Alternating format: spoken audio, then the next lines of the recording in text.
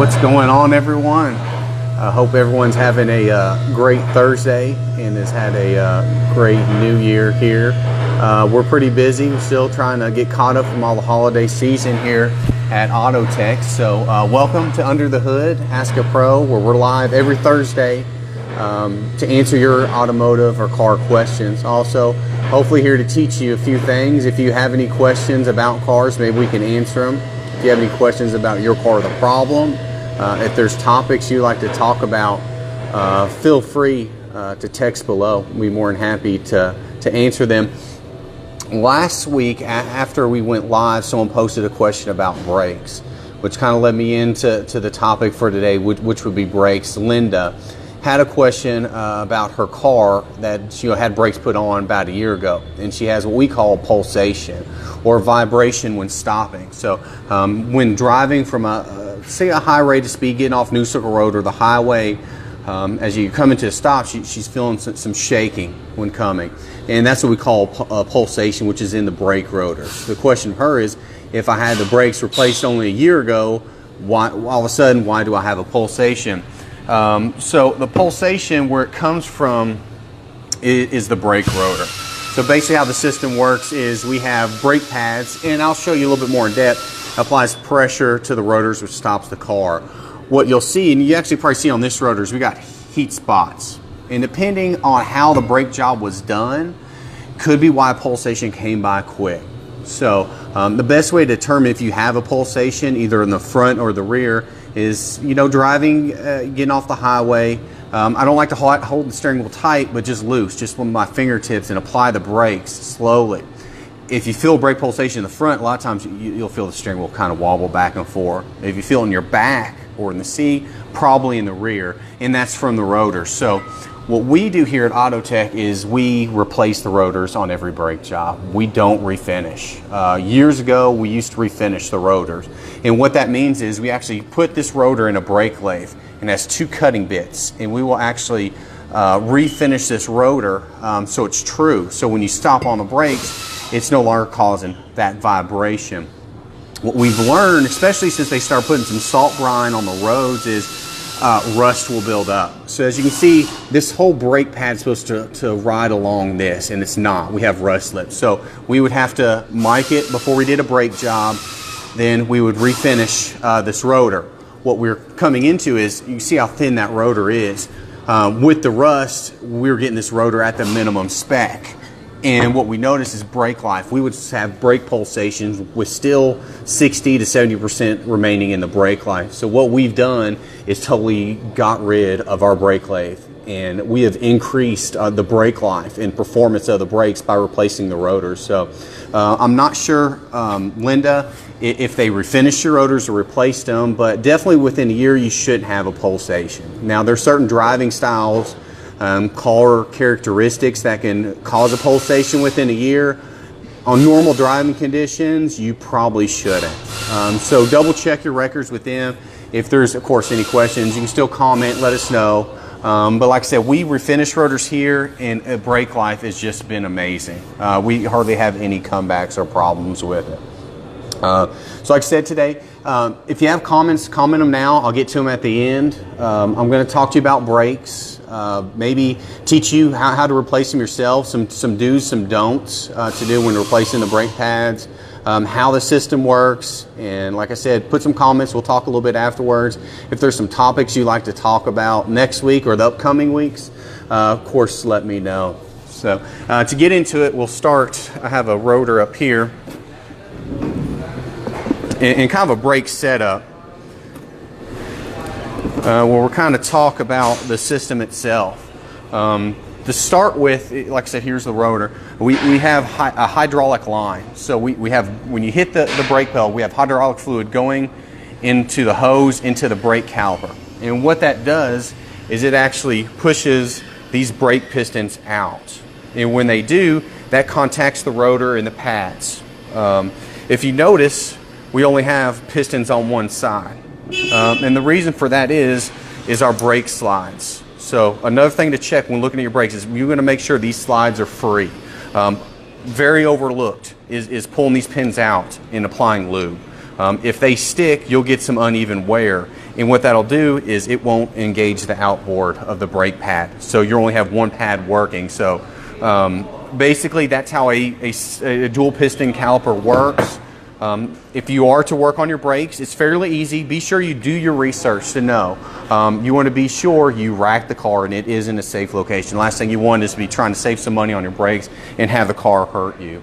Normally speaking, a basic brake caliper setup, you'll have caliper bolts. And what you'll do is you'll just take them out. Of course, I don't have them super tight, or maybe I do. 1, 2. So at that point, your brake caliper is going to come off. Now, of course, this is still going to be attached to the metal line of the brake hose. So what I'd like to do is I just let it lay to the side. When this happens, you do not want to hit the brake pedal. If you do, it'll pop these pistons out, damage the caliper, lose fluid everywhere, then you'll have to take it to a repair shop.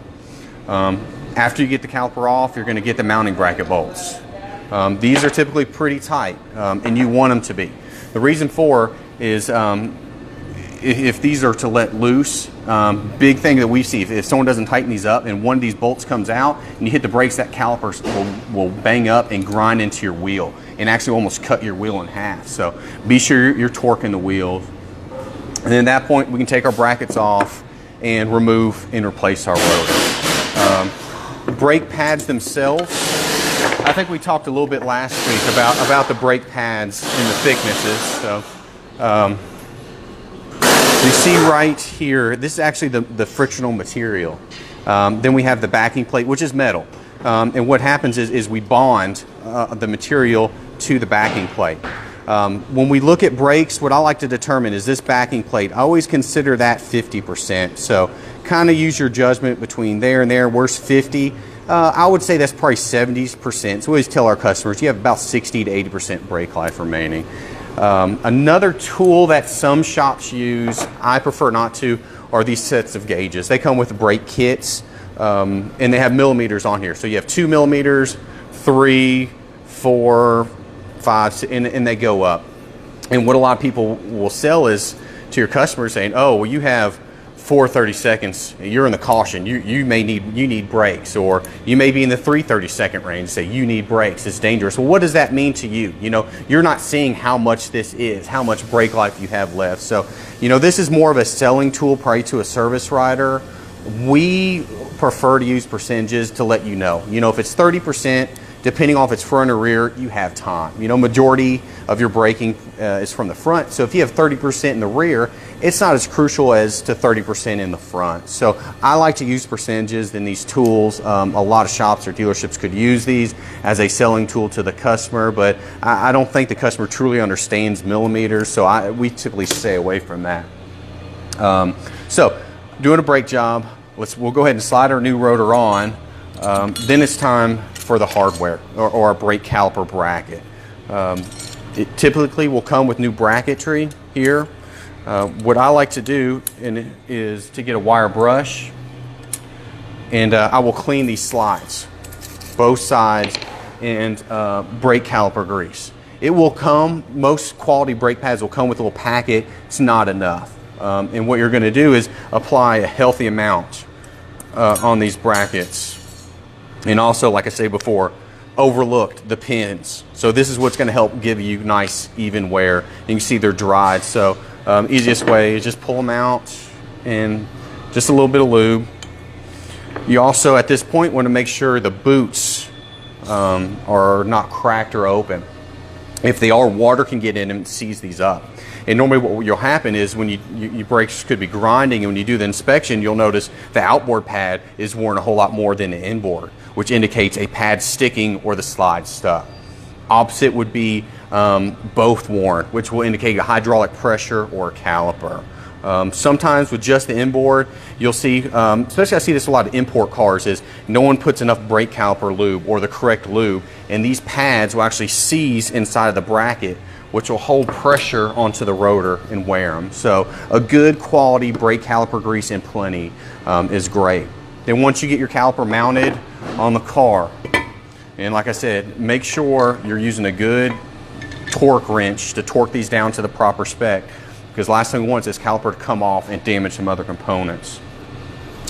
Then it's time to install the new brake pads. So number one rule, and I've seen it before, is you have pad material and you have the backing plate. Be sure you put the material on the rotor side and not backwards. They will go on backwards, then all of a sudden you have metal grinding and the system's not working. Another thing to look at is the pads. Are they different from the inboard to outboard? Some inboard pads will have a bigger backing plate for the piston to touch. If you get those backwards, you'll have a soft, spongy pedal. So what I like to do is when you take brakes off, be sure you lay all your parts out, know which is left, what's inside, what's outside. Then you can put your brake pads on the vehicle.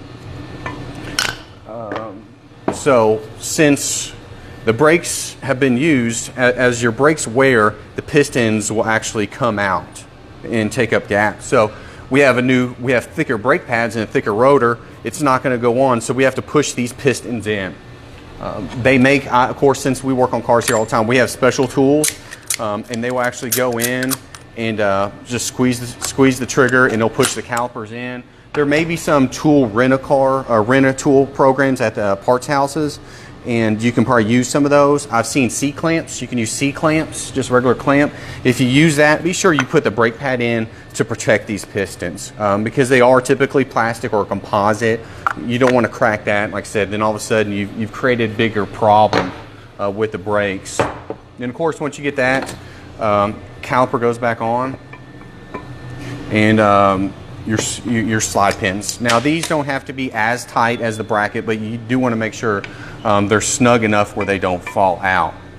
Then the number one thing you do after you get your wheels back on is, since we push this brake caliper piston in, there's going to be some slop or some slack. You want to pump the brakes. So get in the car with the car off and start pumping the brakes till you get a good solid pedal. Then at that point, you should be good for your test drive. And of course, repeat the procedure on the next side. But the one thing to remember taking out this, the best thing is a good quality brake caliper grease is good.